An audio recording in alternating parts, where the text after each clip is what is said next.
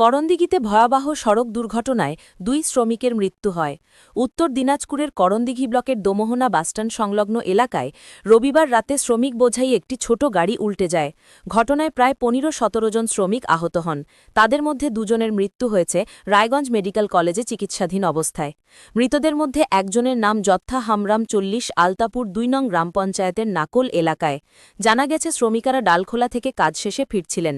করণদিঘি থানার পুলিশ ঘটনাস্থলে পৌঁছে আহতদের উদ্ধার করে হাসপাতালে পাঠায় এবং ঘটনার তদন্ত শুরু করেছে।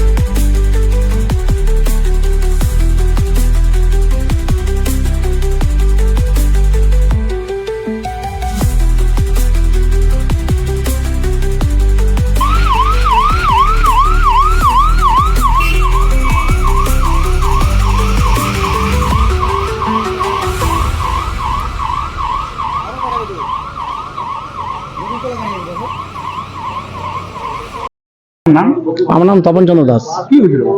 অ্যাক্সিডেন্ট ঘটেছে, ডালকোলায় বেশিরভাগ লোক কাজ করতে গিয়েছিল, তারা আসার পথে অ্যাক্সিডেন্ট ঘটে গেছিল আপনার দোমোহনার কাছাকাছিতে। কি করে হলো? ওই কাজ করে আসতেছিল, একটা গাড়িতে ছিল আপনার ম্যাজিক গাড়িগুলো, হাতির বাচ্চা, ছোট হাতির বাচ্চাগুলোতে, সেটাতেই অ্যাক্সিডেন্ট করেছে। হ্যাঁ, পাল্টি মেরেছে। কজন আহত? মোটামুটি যেটুকু শুনলাম যেখানে মোটামুটি 20-22 জনের উপরে আছে। সিরিয়াস মোটামুটি 4-5 জন আছে।